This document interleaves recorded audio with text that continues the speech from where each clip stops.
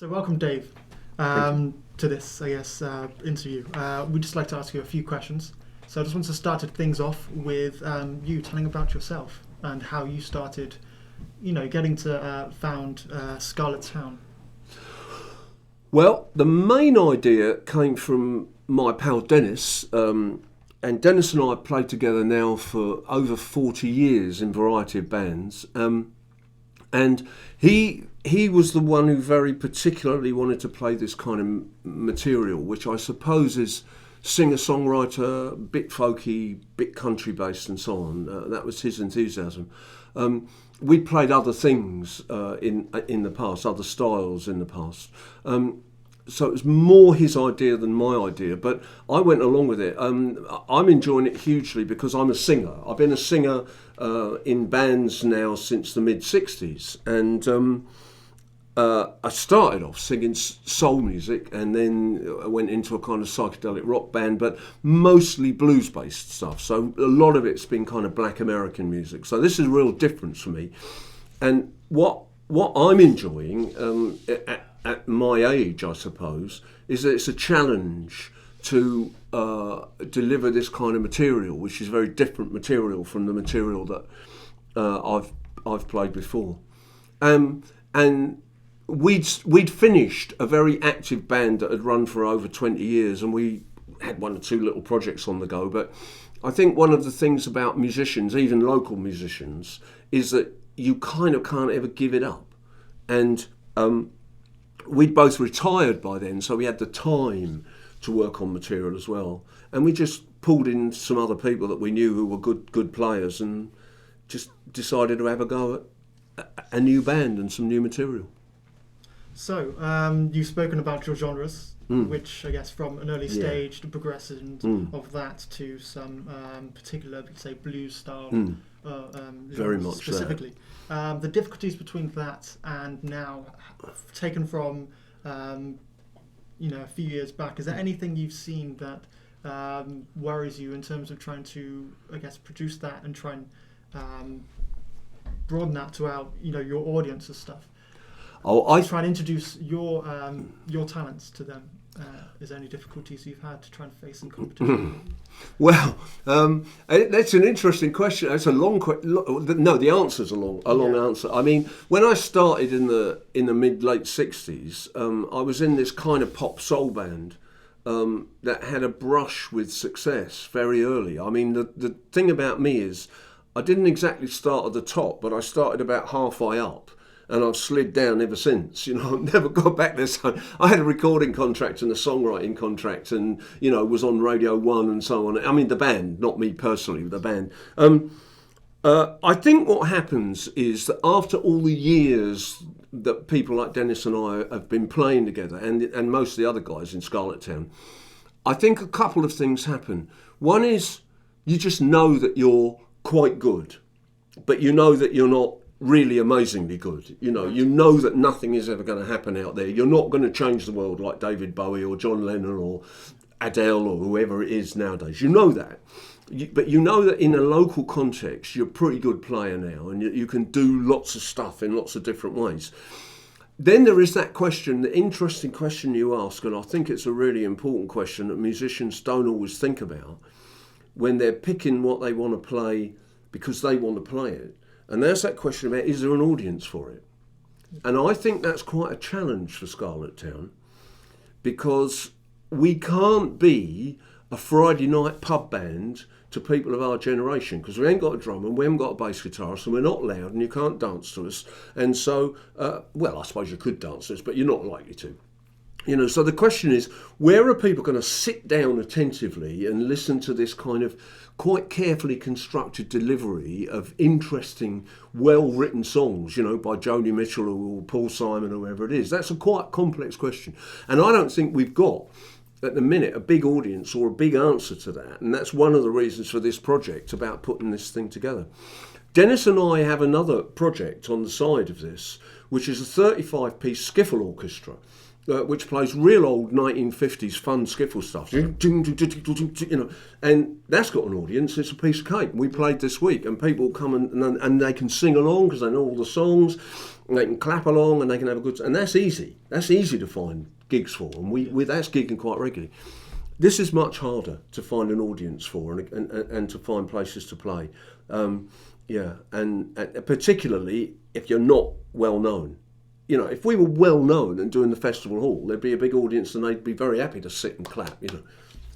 We're not, and so that's a challenge, and I don't think we have a clear answer to that yet. So you're hoping this project will allow you to establish a foothold amongst the community to try and produce a wide audience. That's and right. A varied one as well. I think, for example, when we started as young musicians all those years ago in the 60s, there were folk clubs that we would have worked quite naturally in. We'd have fitted really perfectly into folk clubs, but there aren't any longer. You know, there were sometimes 4 or 5 folk clubs in Portsmouth, so almost every night of the week you could go to a top room of a pub and there'd be a band like us performing. And we'd have got lots of gigs, but those gigs don't exist anymore. Those venues have gone. That scene has disappeared now. But we're hoping. That's right. Yeah. Wow, fantastic. So you spoke about Dennis, and how did you meet? So from an early age or an early stage, amongst your musical. Same as you. We met as students. Really? We were at a thing called the College of Education, which was over in Milton, towards Furs Lane, and it was what was called a teacher training college. And so we were all there to train as teachers. Big college. It's completely gone now. The college doesn't exist any longer. It's just a big block of flats. He was a music student, and I was an art student. I had turned my back on a professional music career because I wasn't making it and I didn't have any money, you know. I went and got a job at the end on Southsea Seafront. I spent 18 months on Southsea Seafront working as a labourer just to earn some money, you know, and kept gigging. But all that stuff about recording contract, songwriting contract, all of that just went. The bands didn't make it, you know. And I just got to the point of thinking, I can't do this for the rest of my life. I can't be a failure for the rest of my life. I've got to go and do something. So I went to college. Dennis came a year later. And at the college, I met a guy who was a blues guitar player, and I was a singer harmonica player. And we had a duo that played around the college and other places. And we just did it for fun. We enjoyed, but we were pretty good, actually. By that time, I knew what I was doing. And at some point in our last year, we decided to expand this to a much bigger band, an 8-piece band actually, with violins and harmonicas and washballs and all sorts. And we were just spotting people around the college who might come and play. And we'd seen Dennis playing in another quartet, which was very folky and very gentle and very pretty. Two women singers, a double bass player, Dennis on guitar. And he was clearly a really, really, really good guitarist in terms of holding bands together and keeping time and keeping rhythm and so on. And we just pinched him. And that was in 1975. And apart from a little spell when he moved to Leeds for a while, we've hardly been apart since then, really. We're like man and wife, really. You know, we've both been together longer than we have with either of our wives. So, you know, and we're just great buddies. Yeah. I love him to death, and he's brilliant. He is the most wonderful player. People don't notice him in bands a lot of time. He's the most wonderful player in terms of just going 1, 2, 3, 4. And the whole thing sits on him and he holds it together and keeps it tight. And then you've got somebody like me in front who can then show off and feel free and do all that kind of stuff that everybody notices. But I couldn't do it if he wasn't doing what he did. You know, he is just fabulous, really. Yeah. And in fact, Nick, on mandolin and lap steel, well, we've been playing together since the late 80s. Yeah, I was in a band with Nick in the late 80s, and then Dennis and Nick and I have been together since 1992. So there's a real tightness there. We just know what each other's doing, and I think that's a quite magical thing about playing in music in a band, really. It's quite lovely when it happens like that. A factor of success that you've had. Yeah, we did. We had some success in that band in the 90s. I mean, that went for 22 years, and we toured nationally, and we did Glastonbury Festival a couple of times, and Cambridge Folk Festival, and we toured with a couple of quite famous American guys. Yeah, so we had some success, but it was a rather specialised band, so we had some success in terms of what we achieved, but we could never have earned a living from it. Right. You know, and that is always a kind of issue in the world of popular music. You know, are you gonna make money out of it? And we were never quite one direction. So so you say that you enjoyed it more. Were you doing it more for the money, or the sake that you enjoyed the music itself? And the fact. I've never done it for the money, even when I was a professional, and that's probably why I didn't make the grade. I would never ever. I've been a really lucky man in that respect. I would never ever play any kind of music that I didn't want to play.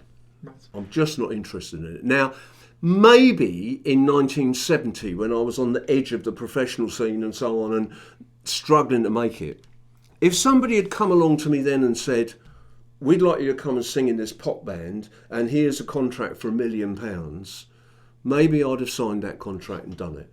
But nobody ever did, so I never had that challenge. So I've always been able to claim complete integrity.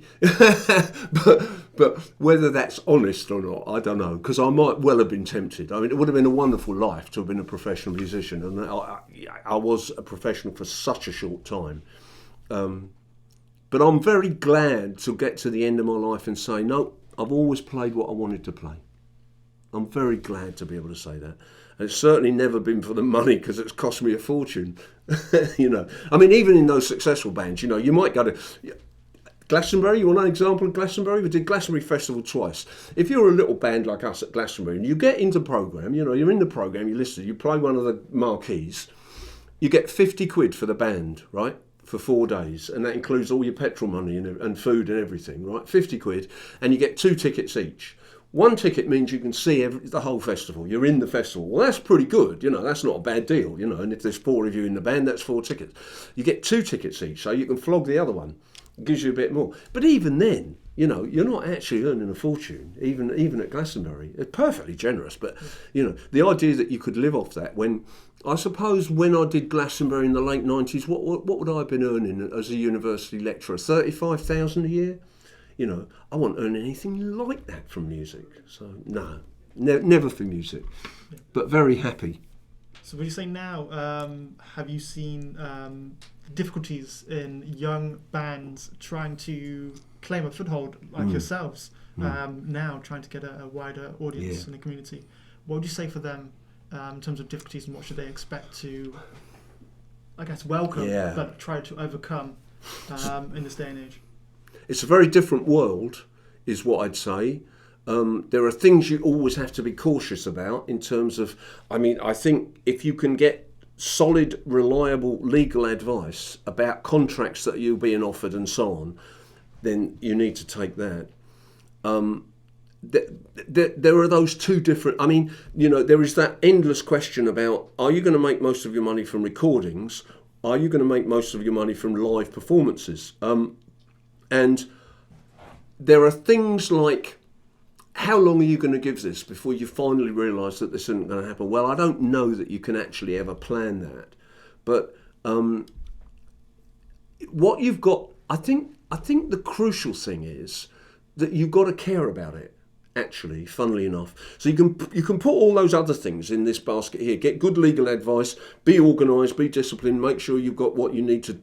You can do all that. You could write a book about how to be in a band, if you like. Yeah. But actually, if you don't have that other thing about, you just got to care about it. You've got to have a passion for it. You've got to desperately want to do that thing. And you've got to imagine that the rest of the world is desperate to hear it. And maybe they are and maybe they're not. You know, and that's one of the things you've got to accept sometimes, that I've gone out there, I've put all this stuff out there, but actually nobody cares. In my life, funnily enough, because I didn't study music, I studied art, and I was a painter. In my life, I've had to learn that with my painting. That my painting's interesting in a certain kind of abstract way and so on. But nobody's ever shown the slightest interest in my painting. There's no audience for it at all, really. So occasionally I'll give it away, you know, and stick stuff on walls, and people are grateful. But nobody really values it. And you just have to accept that. You just have to think, I want to go on painting, but actually nobody cares about the painting. And it can be the same in music, and it's a tough lesson to learn, you know. well, I thought what I was doing was really rather interesting, really rather good, but actually, it ain't, you know. And you're never quite ever going to know that, you know. And then there's luck. Right time, right place, wrong time, wrong place. I was in a band that first band with Dennis in 1975, we won a competition where we played at, I think it's now called Hammersmith Apollo. You know, is that right? Hammersmith Apollo? It was called the Hammersmith Odeon then. But we played at Hammersmith Apollo, Dennis and I, with this 8-piece band, and we won 750 quid, which in those days was an enormous amount of money, thousands now. And what we won was a competition as the best student band in England, and it led to nothing, absolutely nothing, and. That band, we got publicity, Melody Maker, NME and so on, you know. If that band had been around 10 years earlier, we'd have been superstars. But it was just a bit too old-fashioned, you know, so it just didn't quite... Yeah, just a bit of luck, really. So, of course, we'll take it back to, you've spoken about your genres of music, the difficulties you've had in the past, and... your exposure to it from an early stage. But what are your musical influences that, of course, spurred on those interests to try and inspire you to create such music? My personal musical, they're almost entirely Black American. There's a little period in the late 60s when American psychedelic music, particularly coming out of San Francisco, was something I loved dearly. Country Joe and the Fish, who I've played with, Grateful Dead, Jefferson Airplane, but almost entirely it's that broad range of 20th century Black American music. Almost any blues singer you could ever name, but particular ones would be Robert Johnson and Muddy Waters. A lot of jazz. I was very lucky, for example, in the 1960s to have seen live Duke Ellington, Modern Jazz Quartet, Miles Davis. I can't play anything like any of those guys, because I'm mainly a singer anyway, but the accomplishments and levels of achievement of those guys is astonishing. But there's something about it that still... I don't know, floats about in my head and comes out a little bit in the singing sometimes, I think. So black music broadly. Reggae was a big influence on my life, and in fact the last live gig that I went to was a mixture of a black and white band, if you like, and in my terms as a 66-year-old, quite modern stuff, although you guys will think it's rather old hat now. But I went to see Massive Attack a couple of weeks ago at the Guildhall. I just love that stuff. I just absolutely loved it. And Tricky came and did some stuff with them, kind of rap stuff. And so for me, it's Black American, Black Afro-Caribbean has been the big influence on my life. And the interesting thing about Scarlet Town is that it's almost entirely, in terms of its material, a white band. We draw mostly on white music. And so there's this interesting challenge for me about suddenly performing music that isn't naturally what I live with and listen to. Nice. And I wonder about whether I'm bringing that kind of, black filtered through white man sensibility, and whether that works or whether it complicates it, whether it makes it better or not. There's that question as well. So whether your audience is what you perceive, what you're trying to ascertain within the community, or whether or not the effect is, if best, an effect at all on your audience, whether or not who's being listened to by yourself. Well, I'll tell you what I think about all of that in a way is that for years and years and years, I simply wanted to sound like somebody who was a sharecropper in Mississippi in 1935, black. And there just came a point in my life, and I was quite good at it. I could do all that kind of, woke up, all that kind of stuff. And then I suddenly realised one day, listening back to some things, we did some stuff on a BBC programme, Blues Show, and it was really good recording. But I listened to it again about 5 years later, and I thought, I still sound like that bloke with that terrible Pompey accent, trying to sound like a black man. I can't escape from it. I don't sound like Muddy Waters, and I don't sound like Robert Johnson, and I haven't lived their lives, and I haven't had their experiences. And so bringing the style and the timing and the pacing to something that's closer to my lived experience. You know, if you like, middle class 60s, 70s people like Paul Simon and Joni Mitchell, bringing that to that music is probably more sensible. It makes more sense than pretending I'm living in Mississippi in 1929. Actually, is where I've ended up, if you like. Wow. Yeah, but when I go home, I guess you guys won't know it, but you know, this morning I was working on something at home, playing a record. I actually play vinyl still sometimes. I was listening to a band called the Mississippi Sheiks from 1932, and it's that old blues. I can't escape from it. I can't. And the next one on the rack was going to be Duke Ellington. I can't. You know, it's just deep in there. Yeah. So you're talking about the songs and your influences. How do you come across them? How do you produce them as such? How do you get the feeling that you start writing lyrics, or you know, there's something you hear? What is it that makes this, you know, a song that's, you know, for you? Well, I've stopped writing lyrics. I said to you I had that songwriting contract, and now that's an interesting story, which I think is just worth telling briefly. To a very large extent, around the time that I got into popular music in the 1960s, to a very large extent, there was a distinction between songwriters and performers. So if you look at Frank Sinatra, he didn't write songs. If you look at Elvis, he didn't write songs. You look on the songwriting credits, it says Presley. It's not true. He didn't write them. What happened was that his manager set up a deal with the songwriters and said, we will record that song and you'll make money from it, but you've got to add Elvis to the songwriting credits. But he didn't. You know, those people didn't write songs. They weren't the first crucial... People like Buddy Holly and Eddie Cochran came along. Ella Fitzgerald, she didn't write songs, you know. Buddy Holly, Eddie Cochran, rock and rollers came along. Chuck Berry, great songwriter. But they were the first ones, and they influenced the Beatles and eventually the Rolling Stones. But if you look at early Rolling Stones records, they didn't write anything. They didn't write anything on their first... Well, one song on their first album, you know. The Beatles were the people that really turned it round, that said, actually, you can be a songwriter and a performer. Now, what happened then was that people who signed bands like the Beatles to record contracts and management deals realised that if you could sign them to those two things, you could also sign them to a songwriting deal. And if you sign them to a songwriting deal, you as the manager was getting 20% of all of it. You're getting loads and loads of money from the songwriting. So suddenly, in the mid-60s, they started signing up bands that could write because they could make more money that way. And so when I was in this band, and we were all 18 years old, you know, we were younger than you guys are now. You know, I'm in this band that's coming out of Highbury Technical College in the north of the city. And we got discovered as a kind of, you know, good pop band because, frankly, you know, it was the 13-year-old girls in the youth clubs that liked us, and we were all rather pretty boys and so on, you know. And that was really why we got signed, not from any great talent thing. But they said to us, we're going to make a single. What do you think? We came up with one single. It's a cover of a song by the Drifters.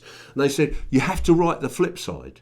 You have to start writing. We're not signing you if you don't start writing. We said, we don't write songs.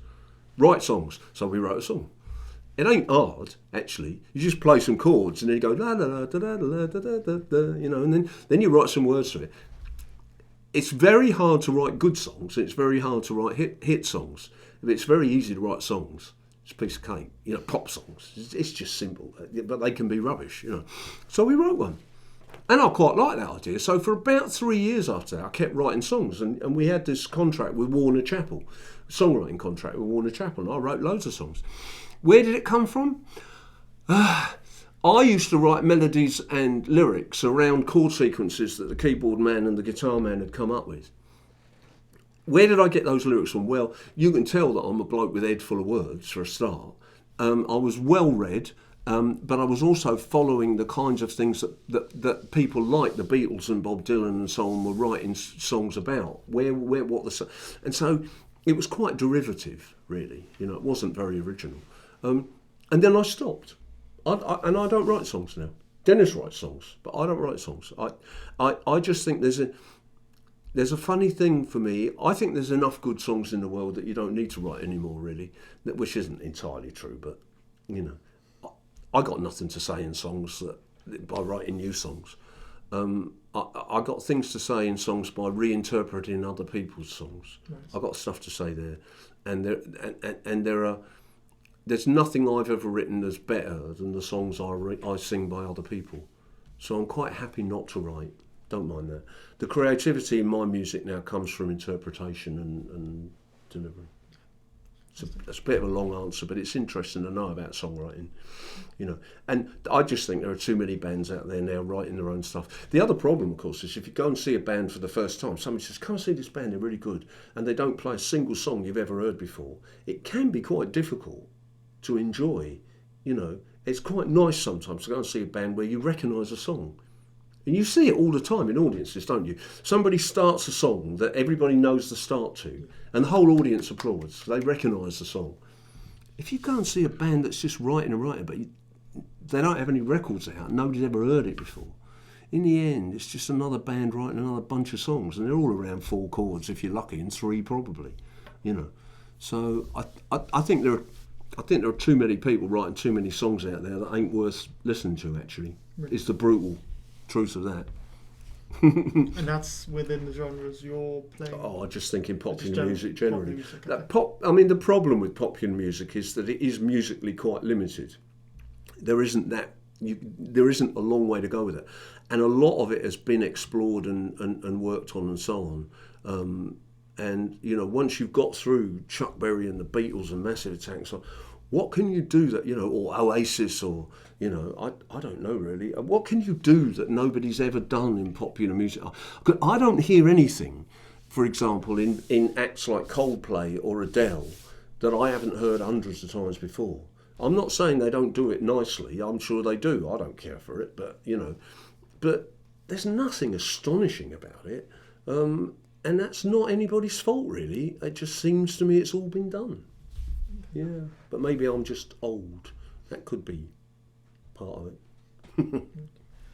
So for your band, of course, Scarlet Town, where can you see the next steps being taken?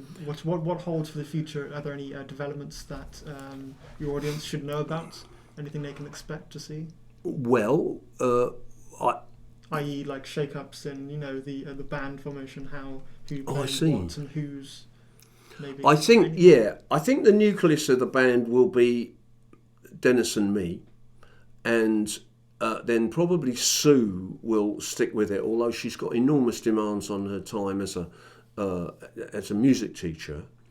I suspect that Dave, the double bass player, although he's come in late, will stick with it because he's retired and he's around and can play.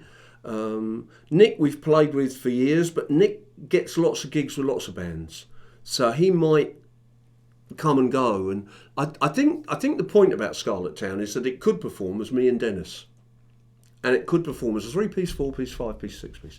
I think Adam, the young guy who plays flute, I think he'll be gone by September because he's following the path that you guys are following. He's going to go off to university somewhere. But he might come back at Christmas and we might have a gig and we ring him up and say, come do the gig, Adam. And he's such an accomplished musician that he can drop in and out, and that's fine. So I think that flexibility is fine. But the big issue is, can we get a regular gig somewhere and, you know, keep playing? But we're not hugely ambitious. Dennis and I have spent an awful lot of time in our lives in vans, on roads, driving to Cornwall, Yorkshire, you know, Birmingham, wherever it is, to do a gig. And I think now that we're in our mid to late 60s, neither of us are desperate to do that again, really. I think we've been there and done that, and we haven't quite got that energy anymore. And I think that will limit us as well. But maybe we shall just stick to getting together in Dennis's kitchen and enjoying playing the stuff to each other, because we do like that, in arranging things and so on. I don't know if that's possible. So you've heard it all from Dave here. Thank you for listening. Cheers.